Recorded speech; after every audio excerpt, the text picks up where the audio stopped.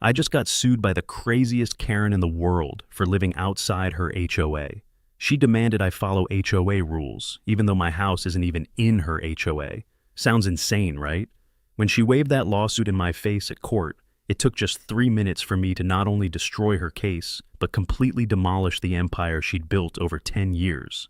This Karen wasn't just crazy. She was hiding a horrifying secret involving $50,000 in cash that would make the entire community's jaws drop.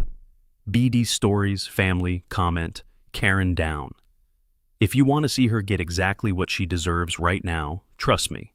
What happens next is more unbelievable than any Netflix drama you've ever watched. I'm Jake Robinson, a 28-year-old software engineer who just wanted to build something good for my community. Picture this 6 a.m. on a Saturday morning, me sweating bullets while installing a swing set on an abandoned lot right next to the Willow Creek HOA.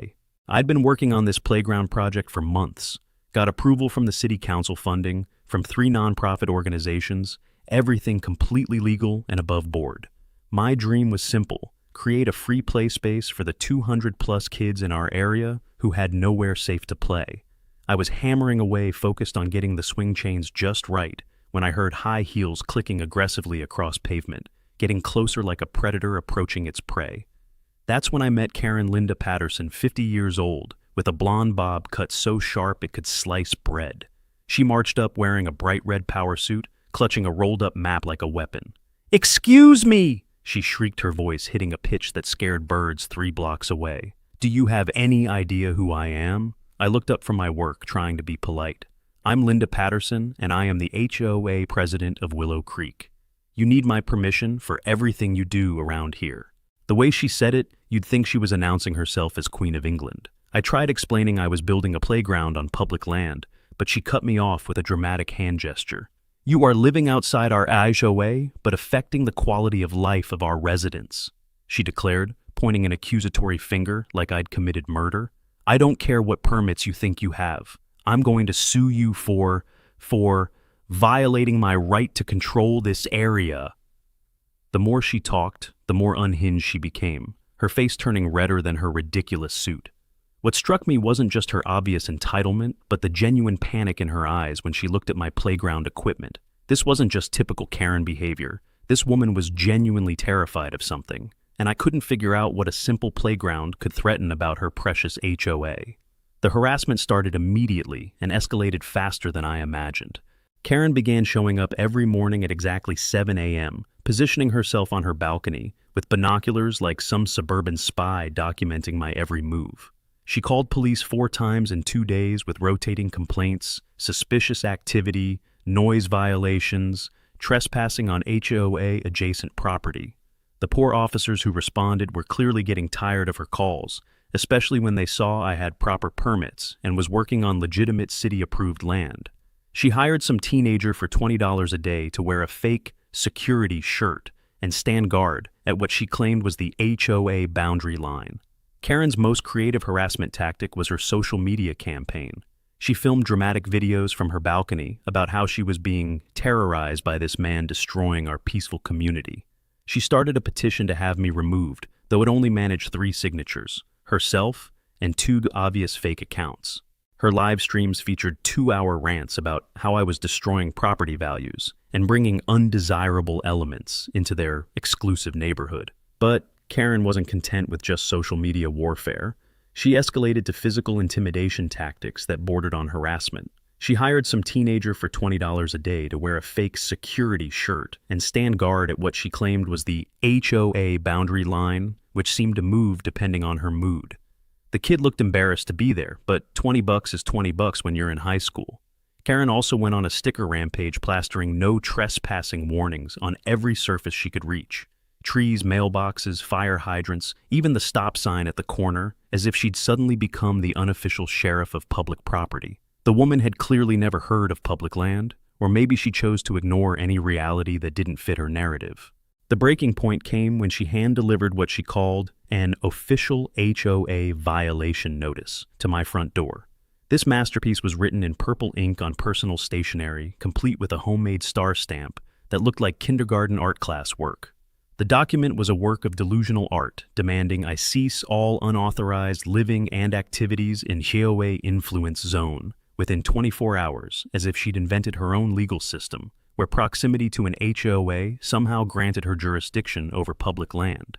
What made it even more ridiculous was that she'd clearly spent hours crafting this fake official notice, complete with numbered violations and references to HOA bylaws that had no legal authority over my project. The document demanded I cease all unauthorized living and activities in HOA influence zone within 24 hours. As I stood reading this ridiculous paper, I couldn't help but laugh. But then something clicked. Why was Karen so desperate about land that didn't belong to her? HOA. What was she really protecting? Her reaction seemed way out of proportion to a simple playground project, and her panic felt genuine, not just performative Karen drama. That night, reviewing all my interactions with Karen, I started noticing patterns that didn't make sense. She knew too much about the lot's daily activities, seemed genuinely terrified of losing control over the space, and kept making references to having invested years of work into this area. Most telling was how she'd slip up and refer to it as my land, before quickly correcting herself to say HOA adjacent property. Something was definitely going on, something bigger than just a control freak neighbor having a meltdown about a playground. As I looked at that ridiculous violation notice, I realized Karen's desperation wasn't about HOA rules. She was protecting something much darker. What I was about to discover buried in that lot would expose a criminal empire that made her fake authority look like child's play. Comment panic mode if you think Karen was already hiding something big. Karen's harassment campaign went nuclear the next week, and I mean she pulled out every dirty trick in the Karen playbook and invented some new ones. She started each morning creating what she called safety alerts on neighborhood apps, posting dramatic warnings about unauthorized construction endangering our children, complete with photos of my perfectly safe city-approved playground equipment that she somehow made look sinister through creative camera angles.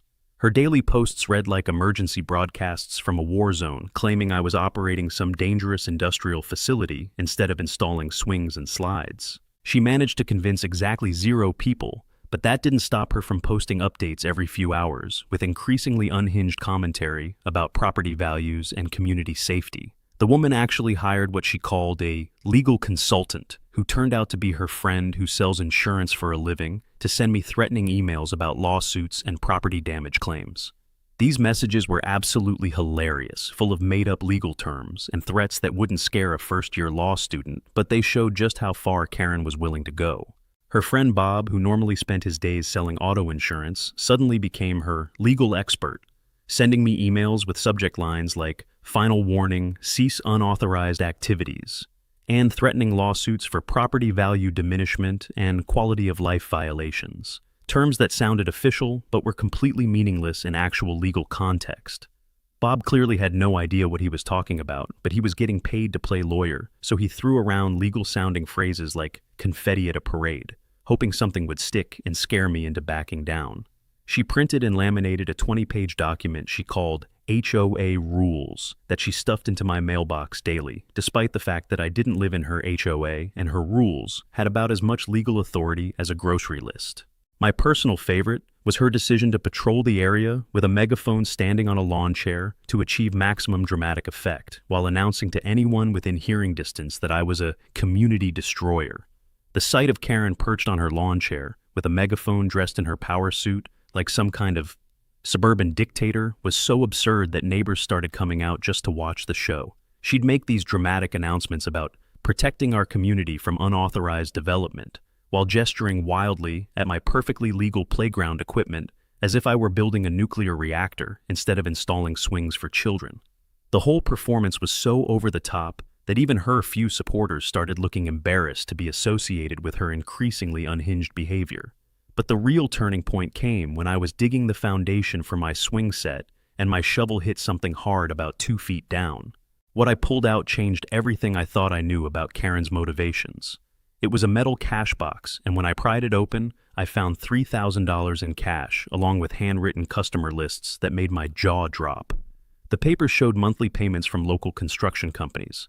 Johnson Construction, $300 per month. ABC Roofing, $250 per month, and about 15 other businesses paying similar amounts. At the bottom was a laminated sign fragment reading, "Overnight parking, $25 per night." And suddenly everything started making sense. That's when Walter Thompson, the 75-year-old retired carpenter who lived nearby, wandered over to see what I'd found. Walter had been quietly supportive of my playground project, occasionally bringing me water and offering construction advice. But what he told me next blew my mind completely. "Oh boy, son," he said, scratching his gray beard as he looked at the cash box. "That piece of land used to be bustling every night. Karen charged trucks and construction vehicles for overnight parking. Sometimes 15 to 20 vehicles paying $25 each. I estimated she was raking in $3,000 to $4,000 every month, cash only." Walter explained he had always assumed it was city-approved, some kind of legitimate parking management service, but thinking back, the whole operation seemed pretty sketchy. The pieces of Karen's puzzle were finally coming together, and the picture was shocking. This wasn't about HOA pride or community standards or property values. This was about money, serious money. Karen had been running an illegal commercial parking operation on public land for years, earning what Walter estimated could be over $2,000 to $3,000 monthly. No wonder she was panicking about my playground project. I wasn't just building swings and slides, I was destroying her secret cash cow. The woman who had been screaming about unauthorized activities and community disruption was herself operating the biggest unauthorized business in the neighborhood, making a fortune doing it. I spent the rest of that day scanning the area more thoroughly, and what I found painted an even clearer picture of Karen's operation. When I dug deeper, I discovered another buried container with additional evidence, more cash, and what appeared to be a business card that had been weathered by time.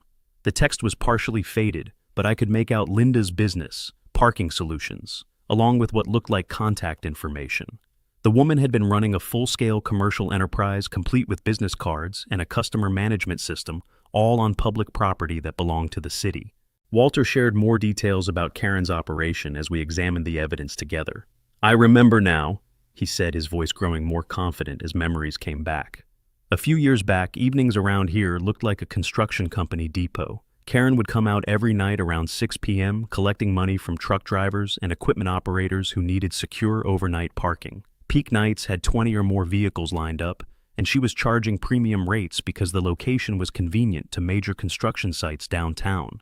The math was staggering. If Karen averaged even 15 vehicles per night, at $25 each, she was pulling in over $2,000 to $3,000 monthly tax-free cash that nobody knew about except her customers. The scope of Karen's deception was breathtaking.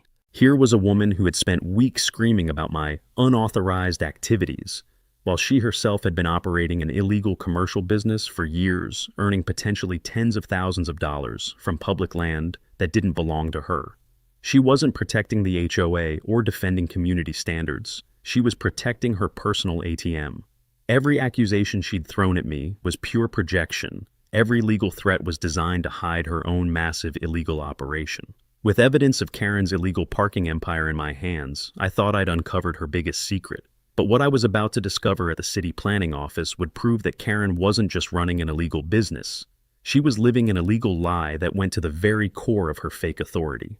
Drop illegal business if you're already suspecting what Karen was really doing. Armed with my shocking discoveries, I decided it was time to get official answers about exactly what Karen Patterson thought she owned. The next morning, I headed straight to the city planning office where I met Rebecca Torres, a planning specialist who turned out to be incredibly helpful and just as shocked as I was about Karen's behavior. Rebecca pulled up official city records on her computer, and what we found completely demolished every single claim Karen had made about HOA jurisdiction and her authority over my project. The official boundary maps showed that the land where I was building my playground was not only outside the Willow Creek HOA jurisdiction, it was separated from the actual HOA property by over 150 feet of additional public space. "This is really interesting," Rebecca said, scrolling through digital property records that went back decades. "The land you're working on is classified as community development eligible public space, which means your playground project is exactly the kind of thing it's intended for. Mrs. Patterson has absolutely zero authority over this property. In fact, nobody from her HOA has any legal standing to even comment on activities here, let alone demand they stop." Rebecca showed me aerial photos from different years that clearly demonstrated how the empty lot had been used for various purposes over time. including what appeared to be organized parking arrangements that definitely weren't city approved. The aerial photos were particularly damning because they showed a clear progression over the years. You could see how the empty lot gradually transformed into what looked like a commercial parking facility, with defined spaces, organized vehicle arrangements, and even what appeared to be temporary lighting setup for nighttime operations. Rebecca pointed out that none of these modifications had ever been submitted for city approval, and the systematic nature of the parking arrangements suggested this wasn't just casual use but a deliberate commercial enterprise operating without permits or oversight. The evidence was mounting that Karen had been running her illegal operation in plain sight for years. But Karen wasn't going down without a fight, and when word got back to her that I'd visited the city planning office, she absolutely lost her mind. Her response was to escalate her harassment to levels that bordered on complete insanity. She created what she called an emergency HOA meeting in her garage, sending dramatic invitations to every resident in the neighborhood with subject lines like, "Urgent, our community under attack." The meeting attracted exactly 4 people, including Karen herself, but she live-streamed the entire thing as if it were some major community crisis requiring immediate action. During this performance, Karen made a crucial mistake that would come back to haunt her later. "That land has been under my management for years," she declared to her tiny audience, gesturing wildly with printed photos of my construction work. "I've invested countless hours and significant resources into maintaining that area, and I've earned good money from it." The way she said "earned good money" made my ears perk up when Walter told me about it later. It sounded like she was trying to justify her illegal parking operation, though she quickly backtracked when one of the residents asked her to explain what she meant. Karen claimed she'd misspoken about potential future community benefits instead of actual money, but the damage was done. She'd basically admitted to profiting from public land. Determined to get to the bottom of Karen's operation, I returned to the lot with a borrowed metal detector and spent the entire afternoon systematically searching the area. What I found was absolutely mind-blowing: a larger buried safe containing $8,000 in cash, a VIP customer list featuring 15 different construction companies with monthly payment arrangements, and photocopied fake permits with Karen's signature as Land Management Coordinator, a title that doesn't exist in any official capacity. The scope of her fraud was staggering, and the evidence suggested she'd been operating this scheme for at least 5 years, possibly longer. Walter Thompson provided additional context that helped me understand just how extensive Karen's operation had been. "Son, I'm remembering more details now," he told me as we examined the evidence together. "A few years back, this place was like a construction company depot every evening. Karen collected $25 per night from each truck, and on peak nights I counted 20 or more vehicles lined up here. Conservative estimate, she was pulling in at least $3,000 monthly, maybe more during busy construction seasons." Walter's math painted a clear picture. At those rates, Karen could have been earning over $36,000 per year, all cash, all unreported, all from public land that belonged to the city. The most damning evidence was a collection of business materials I found in another small buried container, professional-looking business cards, a rate sheet showing different pricing for different types of vehicles, and what appeared to be a customer contact database with phone numbers and billing information for dozens of local contractors. This wasn't some casual side hustle. Karen had created a full-scale commercial enterprise complete with marketing materials and business operations, all based on illegally privatizing public property for her personal profit. The woman who had been screaming about my unauthorized activities had been running the most unauthorized activity in the entire neighborhood. But the real smoking gun was a folder containing copies of fake permits and authorizations that Karen had created to convince her customers that her parking operation was legitimate. These documents featured official-looking letterheads, fake signature stamps, and references to city ordinances that didn't exist, all designed to make contractors believe they were paying legal fees to an authorized parking management service. These fake permits were incredibly sophisticated. Karen had created official-looking letterheads with fake city seals, bogus permit numbers, and references to municipal codes that didn't exist. She'd even gone so far as to create a fake title for herself as Land Management Coordinator, complete with an official-sounding signature stamp that made her documents look legitimate to contractors who didn't know any better. The level of premeditation and fraud was staggering. This wasn't some spur-of-the-moment scheme, but a carefully planned criminal enterprise designed to systematically defraud both the city and local businesses. Karen hadn't just been stealing from the city by using public land for private profit. She'd been defrauding her own customers by lying about her authority to operate the business in the first place. As I pieced together the full scope of Karen's criminal enterprise, I began to understand why she'd reacted so extremely to my playground project. This wasn't just about losing a parking lot. This was about losing what was probably her primary source of income, potentially hundreds of thousands of dollars over the years she'd been operating. Karen had built her entire financial life around this illegal operation, and my innocent community project threatened to expose everything she'd been hiding. The woman who had been portraying herself as a concerned community leader protecting property values was actually a sophisticated criminal who had been systematically defrauding both the city and local businesses for years. Armed with proof of Karen's fake presidency and illegal business empire, I thought I was ready for court. But Karen Patterson wasn't going down without a fight, and her next move would push our battle into territory that would either destroy me completely or give me the ultimate weapon to end her reign of terror forever. Comment, fake president, if you can't believe Karen's been lying about everything. When Karen Patterson realized that I wasn't going to be intimidated into abandoning my playground project, she made the decision that would ultimately destroy her. She hired a real lawyer and filed an actual lawsuit against me. The attorney she chose was Richard Sterling, an experienced HOA litigation specialist with 6 consecutive wins under his belt, and his retainer fee was $5,000, money that I strongly suspected came from Karen's buried cash stash. Sterling was no joke. He'd built his career on aggressive property rights cases and had a reputation for bulldozing through community disputes with ruthless efficiency. Karen thought she had found her secret weapon, but what she'd actually done was escalate our conflict into a legal arena where evidence and facts would matter more than dramatic performances and fake authority. The official lawsuit Karen filed against me was a masterpiece of creative legal fiction, packed with charges that would have been hilarious if they weren't so malicious. She accused me of unauthorized residential activity in HOA-adjacent areas, property value damage to HOA community members, noise and safety violations affecting residential zones, and unpermitted commercial-scale construction activities.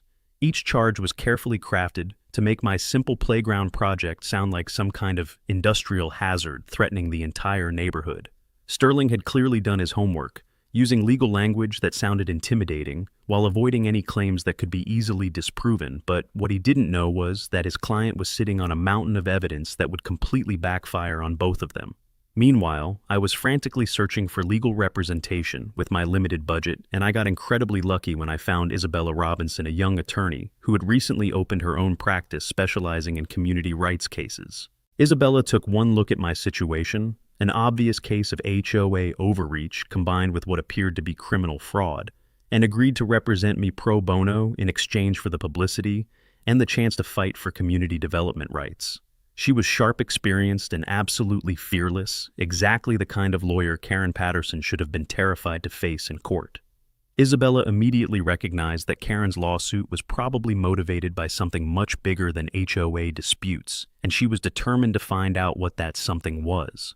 Isabella and I spent 2 weeks preparing our defense, and what we discovered during our investigation would have made Karen run for the hills if she'd known about it. We collected all the boundary documentation from the city, interviewed Walter and several other neighbors about Karen's parking operation, and researched the background of both Karen and the Willow Creek HOA itself.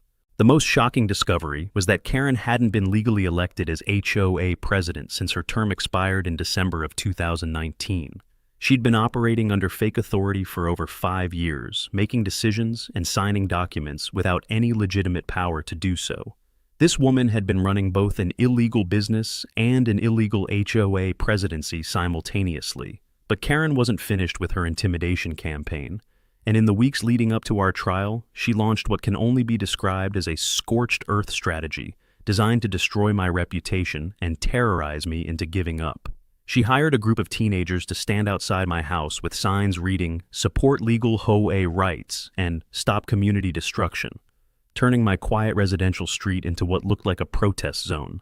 She plastered telephone poles throughout the neighborhood with wanted posters featuring my photo and the text "Neighborhood Destroyer," complete with my full address and phone number printed in bold letters, basically creating a harassment roadmap for anyone unhinged enough to believe her propaganda. These weren't just simple flyers. Karen had gone full conspiracy theorist, creating detailed evidence boards, with photos of my construction work arrows pointing to violations and dramatic text claiming I was part of some kind of organized effort to destroy suburban communities. She'd even included a QR code linking to her social media rants, turning her neighborhood vendetta into a multimedia harassment campaign, basically inviting harassment from anyone crazy enough to believe her propaganda. The anonymous threatening letters started arriving daily, with messages like, "You'll regret crossing the wrong person," and "This neighborhood doesn't want you here." Karen's social media campaign reached new levels of unhinged creativity as she created fake accounts to attack me across every platform she could find. She shared edited videos that made my playground construction look like some kind of demolition project, posted my personal information in dozens of local community groups, and wrote complaint letters to the local newspaper, claiming I was part of some kind of vigilante construction conspiracy, threatening property values throughout the city. Her posts were so over-the-top dramatic that they started attracting attention from people who were fascinated by her obvious mental breakdown, turning her into an unwitting internet sensation for all the wrong reasons. The most telling part of Karen's behavior during this period was how desperate and panicked she seemed beneath all the theatrical rage. This wasn't just typical Karen entitlement. This was a woman who knew she was about to lose everything and was willing to do absolutely anything to prevent that from happening. She attempted to file a restraining order against me for harassment, which was immediately dismissed when the judge realized I'd been the one being harassed. She submitted a 47-page evidence packet to the court that was mostly irrelevant photos and rambling accusations about my character and motivations.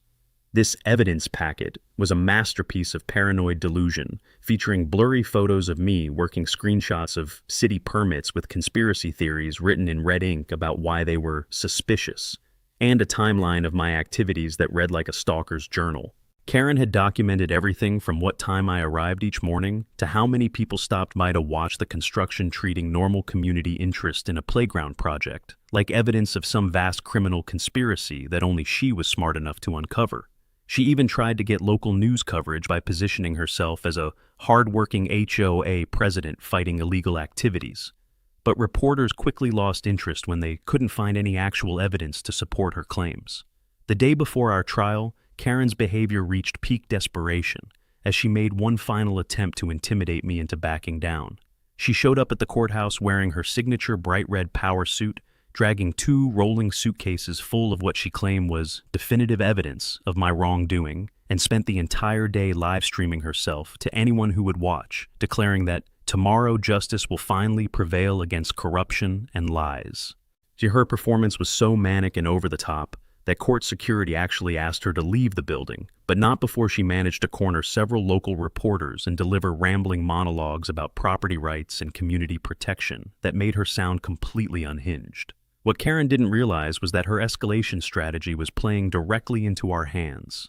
Every threatening letter, every fake social media post, every harassment tactic was being carefully documented by Isabella as evidence of Karen's character and motivations. More importantly, Karen's desperation was causing her to make mistakes that revealed crucial information about her illegal parking operation and her fake authority as HOA president. She kept referencing her years of investment in the disputed land and her legitimate business interests that I was threatening without realizing she was basically confessing to criminal activity every time she opened her mouth. As I walked into that courthouse, I had no idea that Karen Patterson was about to make the biggest mistake of her criminal career. What happened in the next 3 minutes would be so spectacular, so completely devastating, that it would end up going viral and destroying everything she'd built on lies and stolen money. Hit self-destruction if you think Karen is digging her own grave. The courtroom was absolutely packed when we arrived for what would become the most dramatic legal showdown I've ever witnessed. Over 60 people had crammed into the gallery. HOA residents, local community members, and curious onlookers who'd been following the story through social media coverage that had made Karen Patterson something of a local celebrity for all the wrong reasons. Judge Williams presided with the kind of stern authority that made it clear he wanted an efficient resolution to what appeared to be a straightforward property dispute, though he had no idea he was about to witness one of the most spectacular legal meltdowns in recent courthouse history. The tension in the room was palpable as everyone waited to see whether the crazy HOA lady or the playground guy would come out on top. Karen made her entrance like she was walking the red carpet at a movie premiere, wearing her signature bright red power suit and dragging a designer briefcase that probably cost more than most people's monthly rent. She positioned herself at the plaintiff's table with theatrical precision, arranging stacks of documents and folders like she was preparing for a major corporate merger instead of a neighborhood dispute about a playground. "Your Honor," she announced with the kind of dramatic flair usually reserved for soap operas, "today marks the victory of law and order over chaos and destruction."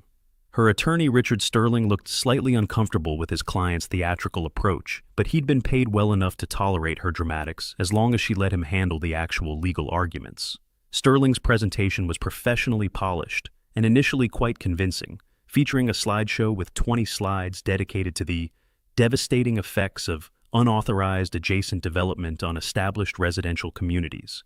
Actually, Sterling had prepared 25 slides, each one more dramatic than the last, with titles like Property Value Destruction Timeline and Community Safety Threat Assessment that made my simple playground sound like an environmental disaster. He'd included charts showing theoretical property value losses, maps highlighting noise pollution zones, and even photographs of other playgrounds that he claimed demonstrated the inevitable decline that would follow my project, as if children playing was somehow a harbinger of neighborhood apocalypse. He presented doctored HOA boundary maps that extended the association's jurisdiction 200 meters beyond its actual limits, making it appear that my playground was somehow encroaching on Karen's territory. Sterling called 3 HOA residents to testify about increased noise levels, safety concerns, and threats to property values, and their testimony was delivered with the kind of rehearsed precision that suggested Karen had been coaching them extensively. For a terrifying 20 minutes, it actually looked like Karen's strategy might work. Judge Williams seemed receptive to Sterling's arguments, nodding frequently, and asking detailed questions about HOA authority and property boundaries that made my stomach drop into my shoes. I could feel myself starting to panic as the judge appeared to buy into Karen's narrative about unauthorized development and community disruption. Isabella squeezed my arm reassuringly, but even she looked concerned about the direction the testimony was taking. When Sterling finished his presentation with a dramatic flourish about protecting established communities from vigilante development, Judge Williams turned to our table with an expression that suggested he'd already made up his mind. "Evidence appears quite compelling, Attorney Robinson," he said in a tone that made my heart race. "Does the defendant have any substantive defense to these charges?" That's when Isabella Robinson stood up and delivered the most devastating 3-minute legal demolition I've ever witnessed, systematically destroying every single claim Karen Patterson had made, while exposing the massive criminal enterprise she'd been operating for years. "Your Honor," Isabella began with calm confidence, "we have definitive evidence about the actual property boundaries in question." She activated her laptop and projected the official city survey map with exact measurements onto the courtroom screen, then displayed Karen's fabricated map alongside it for direct comparison. The plaintiff's exhibit shows a 200-meter boundary extension that simply doesn't exist in reality. Mr. Robinson's playground is completely outside any HOA jurisdiction, and Mrs. Patterson has absolutely no authority over public land that belongs to the city. The courtroom erupted in audible gasps as the boundary deception became crystal clear, but Karen leaped to her feet with the kind of desperate fury that proved she knew her house of cards was collapsing. "No, that map is wrong!" she screamed, her face turning the same shade of red as her ridiculous power suit. "Our HOA is bigger than that. I've been managing that land for years."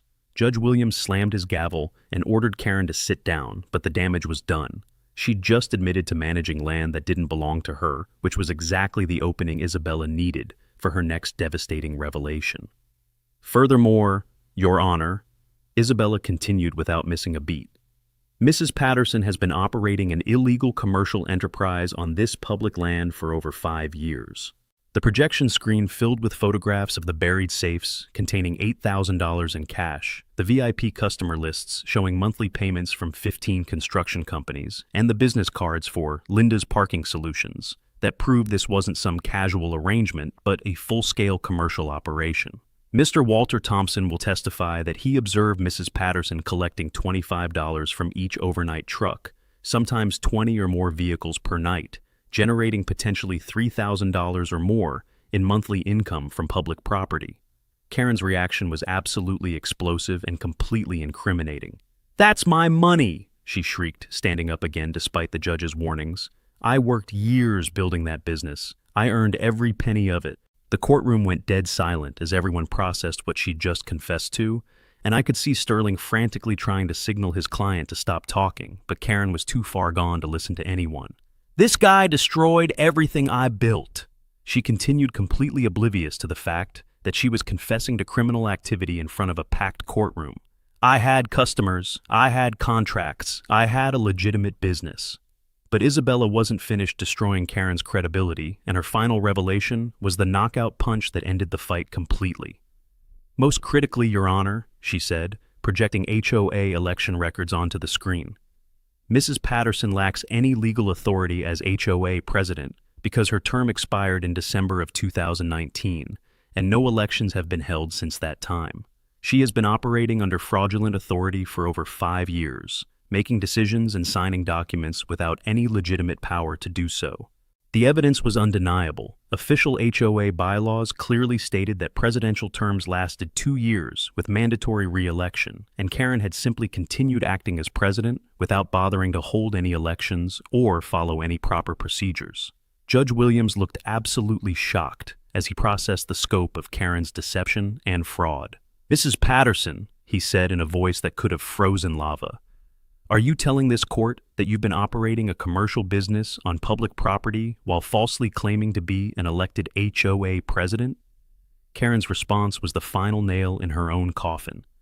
"There's no law against what I did," she screamed, apparently unaware that there were actually quite a few laws against exactly what she'd been doing. "I am the president. I've always been the president. Everything I did was legal."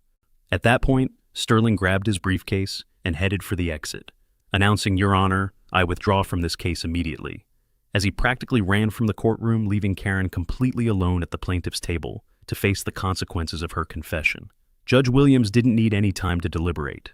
The evidence was overwhelming, and Karen had basically convicted herself with her own testimony. After reviewing the evidence presented and hearing the plaintiff's own admissions, he announced, "This court finds that Mrs. Patterson's lawsuit is dismissed with prejudice due to a complete lack of legal foundation. Mr. Robinson is authorized to continue his community playground project, and Mrs. Patterson will face investigation for commercial activity on public land and fraudulent authority claims." As Karen was dragged out screaming about stolen businesses and fake maps, I thought the nightmare was finally over. But the aftermath of her public meltdown would create consequences so massive, so life-changing for both of us, that our 3-minute courtroom battle was just the beginning of an even bigger story. Smash Karen meltdown. If you're living for this courtroom drama, 1 month after the trial that destroyed Karen Patterson's empire of lies and fraud, the consequences of her actions were still rippling through our community in ways that nobody could have predicted. The legal fallout was swift and merciless. Karen was hit with a $15,000 fine for operating an illegal commercial enterprise on public property, plus $5,000 in compensation to me for legal fees and project delays caused by her frivolous lawsuit. She was permanently banned from holding any HOA leadership position anywhere in the state, and the Internal Revenue Service opened an investigation into potential tax evasion on unreported income from her parking operation. The woman who'd thought she was untouchable because of her fake authority was learning that real legal consequences don't care about your delusions of power. But the internet's reaction to Karen's courtroom meltdown was even more devastating than the legal consequences turning her into a viral sensation for all the wrong reasons. The video of her screaming, "I am the president," while confessing to criminal activity reached 10 million views across multiple platforms within the first week, inspiring countless remixes, memes, and commentary videos that made Karen Patterson the poster child for entitled Karen behavior gone completely wrong. The hashtag #KarenDown trended globally for 3 days straight, and Karen earned the permanent nickname Fake President Karen that followed her wherever she tried to hide from the consequences of her actions. Comedy shows picked up the story. Legal experts used her case as an example of how not to represent yourself in court, and she became a cautionary tale about what happens when fake authority meets real legal consequences. Meanwhile, my playground project exceeded every expectation I'd had when I first started swinging that hammer on a quiet Saturday morning. The grand opening attracted over 200 families from across the city, generating local newspaper coverage with headlines like, "Community Hero Builds Dream Playground," and local man defeats HOA tyranny. The playground became the most popular family destination in our area, earning $25,000 in additional funding from 3 local businesses who were impressed by my perseverance in the face of Karen's harassment campaign. My favorite part was watching kids who'd had nowhere safe to play, finally having their own space complete with swings, slides, climbing structures, and everything else I'd dreamed of building when this whole crazy journey started.